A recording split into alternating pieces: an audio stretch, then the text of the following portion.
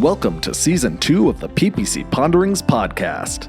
In this season, we're platforming people we don't personally know well, but who do know PPC well.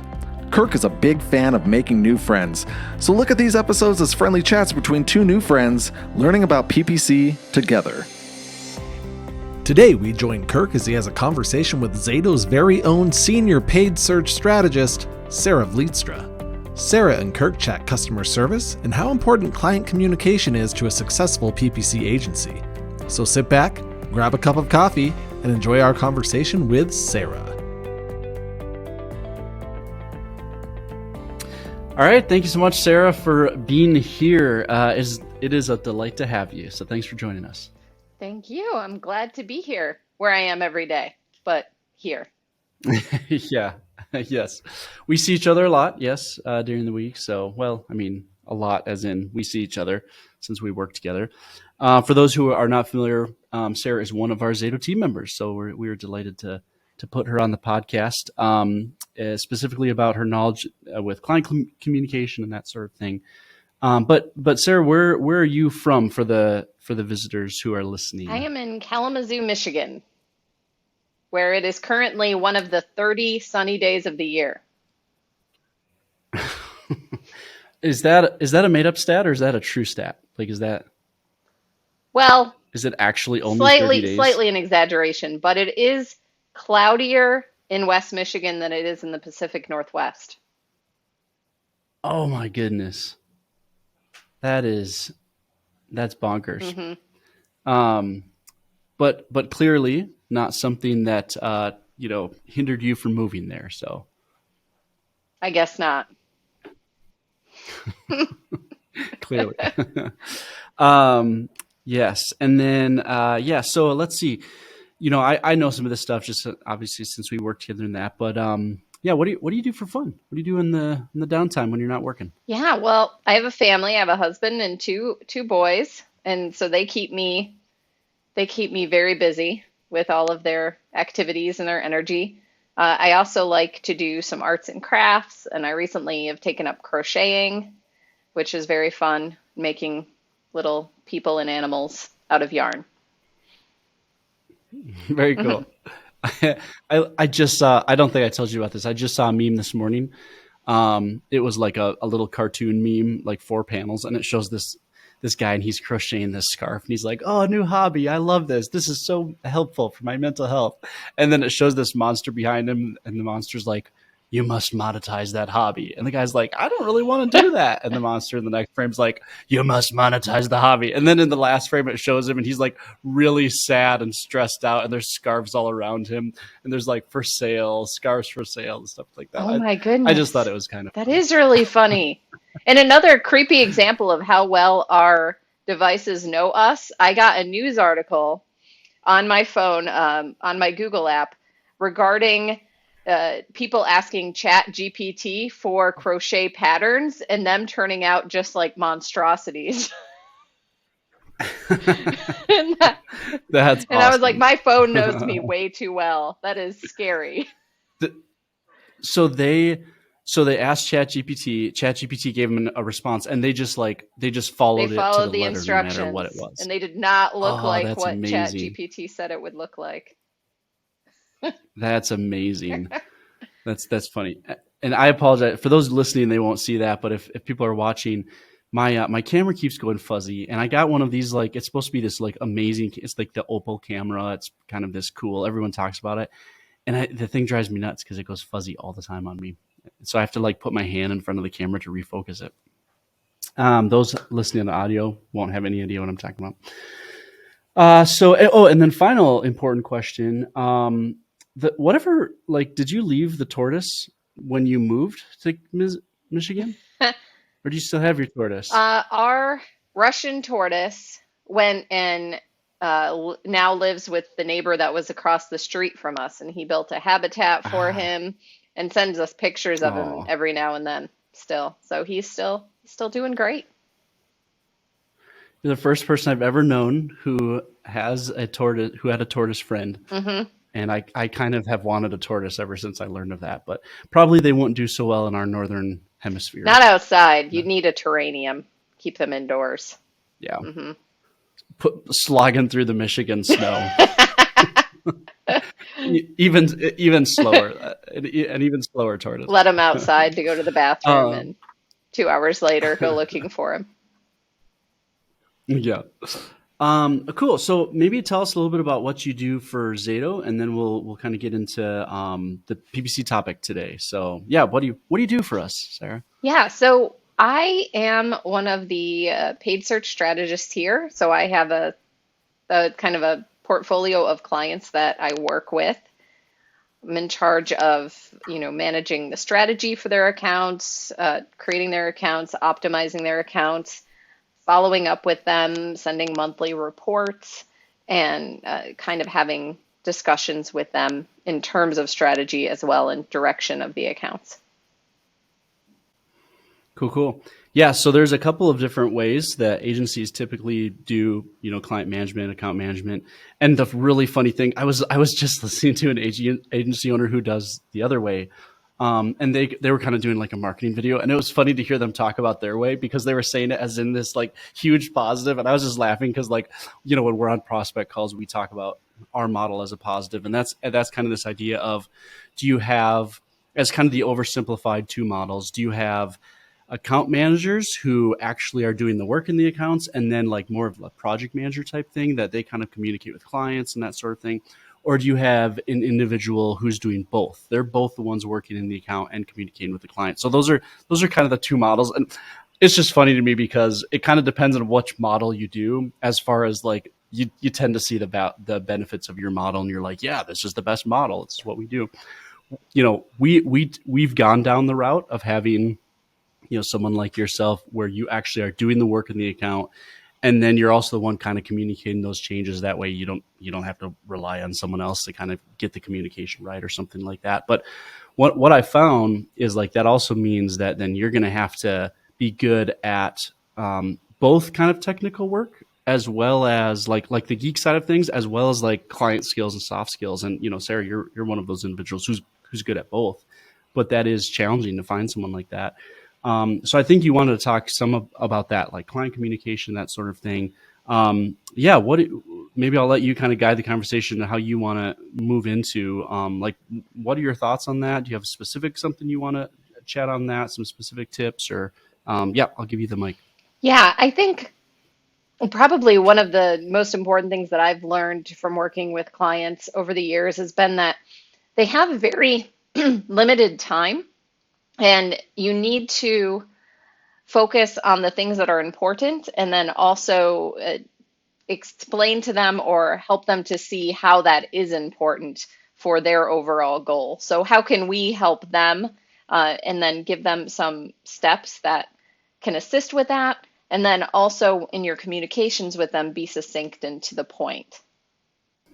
Yeah, definitely. And so what are some of the, like, do you have a regular cadence where you are communicating with clients? What are some of the different mediums that you communicate with clients? Do you have, preferred mediums? What are some thoughts around that? Maybe cadence and mediums.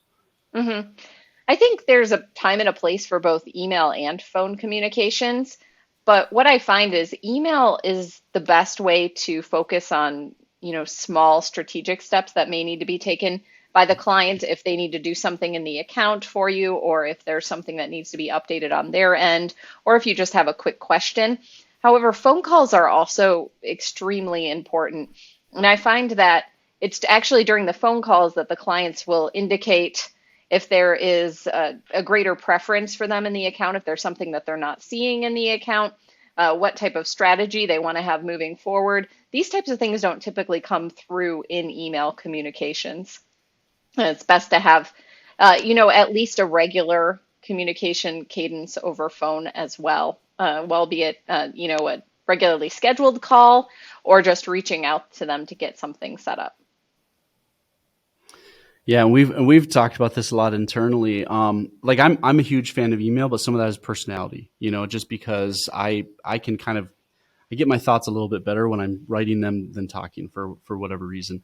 But one of the other benefits to email that I've always liked is that you kind of have the clarification, the written receipts, and that might come more as like the agency owner with like understanding of how, sometimes things can unnecessarily, unfortunately go bad, or at least maybe get awkward, that sort of thing. And not even when it's like bad per se, but sometimes just when, we just need something to, like, we just need to remember what was communicated originally about what were the ROAS targets, right? So, so some ways with emails too, like you had said, totally agree that sometimes a call is really important, especially for some of those bigger things. But then I think like having some sort of email follow-up can also be a helpful way of getting both. Then, thanks for the call. Here's a quick bullet point list. Here's what we discussed. Here were the action points. Here's what ZATO's going to do based on this call. Here's what client is going to do based on this call. Whatever their brand is, whatever their name is. And it also kind of, you also get a little bit of both.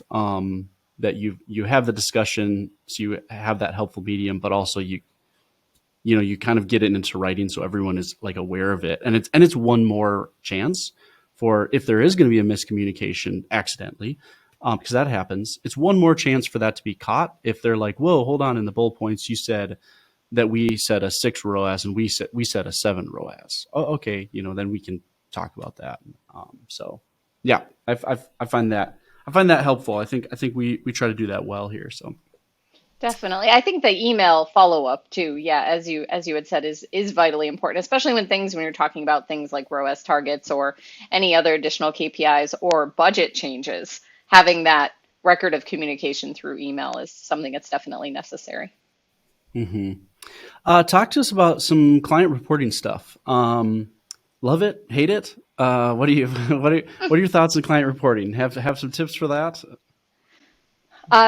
Again, like I had said earlier, I do question how much of the report the client ends up reading. So I think we have kind of a specific format to our monthly reports that I enjoy.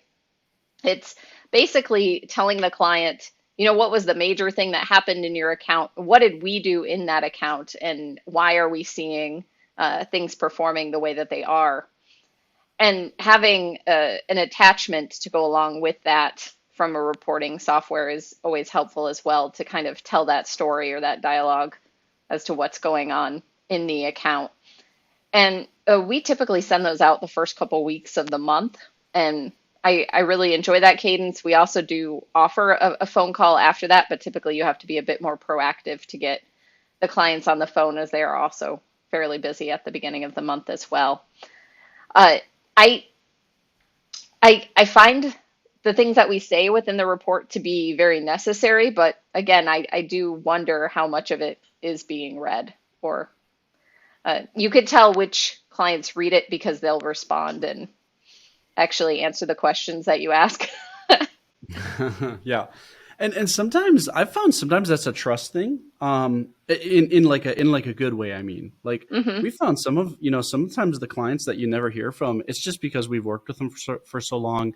They trust us. So I think if they are reading it, they just don't have any questions. They have other things to do, kind of like, cool, you guys do your thing. In that case, what I like about that report is I almost feel like it's this ongoing, it's just kind of like ongoing us continuing to check in, like, yep, we're still on this. Here are some key takeaways. Here's some thoughts on this, blah, blah, blah. And in that case, I think that's an example, especially for the clients. I'm talking about the clients who've been with us for like 6 years, and they're just like, cool, you guys are still doing the thing. I love it. Let's continue on. And they might not even say that. And like the fact that they're going to be with us for years more demonstrates that trust. And that's kind of cool.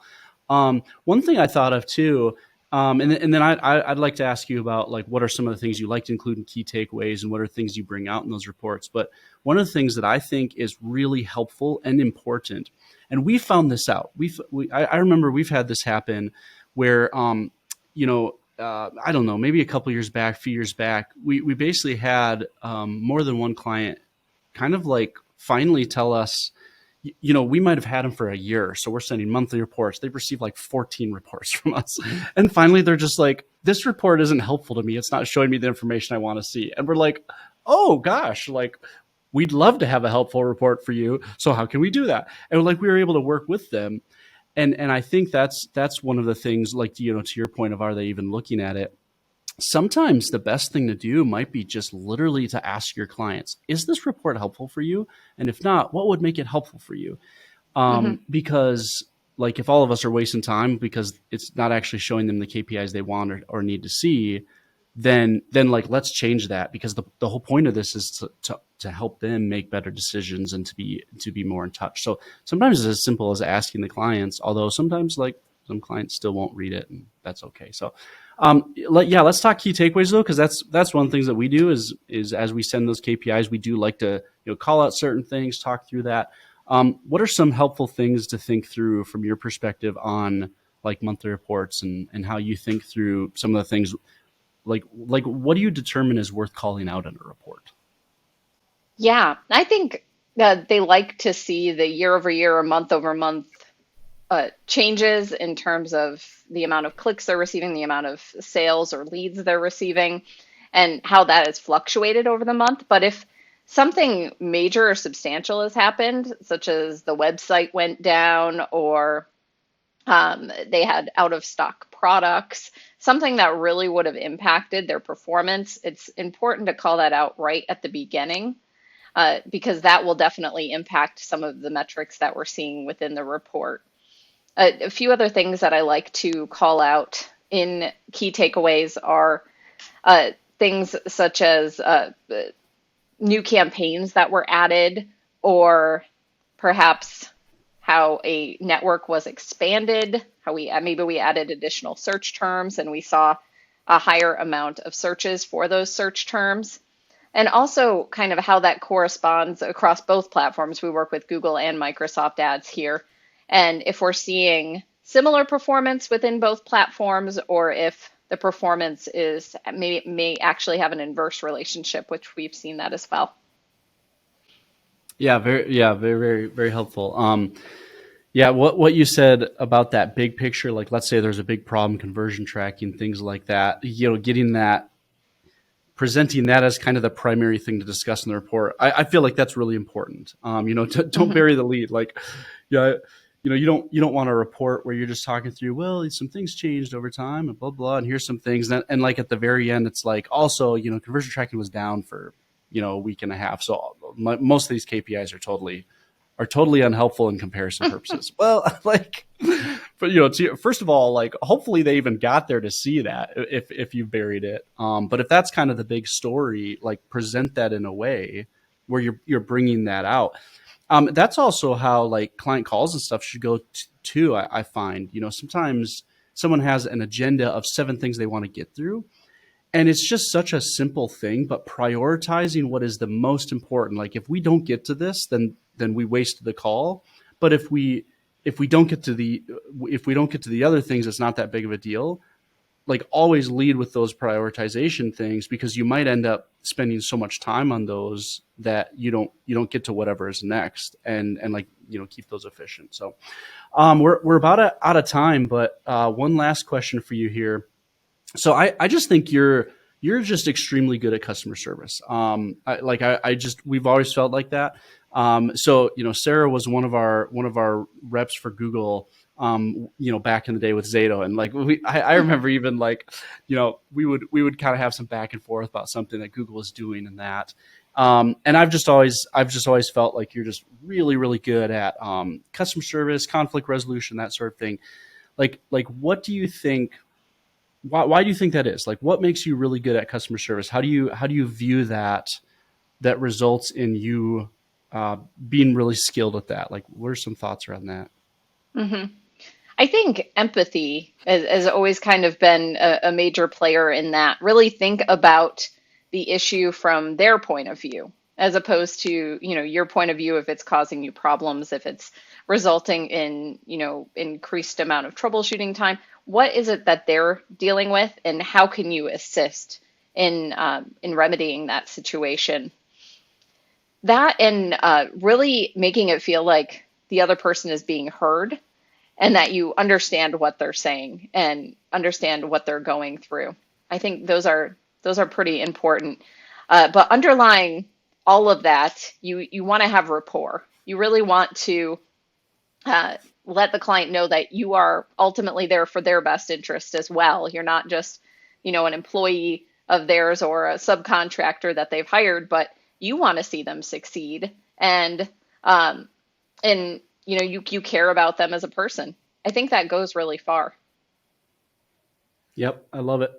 And one thing that we've talked about too is just, clients, like what you're saying at the end, having respect for them, communicating well with them, having empathy. And also, like, clients are typically hiring us as the experts for PPC. And so sometimes that means like what respect looks like, and like doing what's best for them and their business is sometimes actually being willing to push back on important times too, right? Sometimes it actually means like giving the hard truth in empathy, but being willing to communicate like, I don't think it'd be best to shut off this campaign like right now because of XYZ, for the good of the business. So they've hired professionals, and that's, professionals is willing to stand up for the truth at times, even doing so tactfully and cheerfully and empathy and empathetically. So cool. Well, thank you so much for joining us, Sarah. Really appreciate it. Appreciate you and all your work. We'll stay tuned for the next episode. We hope you enjoyed today's conversation. Stay tuned for the next episode of the PPC Ponderings podcast to keep learning PPC. If you are a person with a brilliant PPC tactic that the world needs to know about, please apply to be a podcast guest online at zatomarketing.com/ponderings-guest.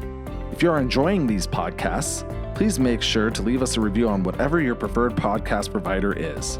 But in the meantime, may the auctions be ever in your favor.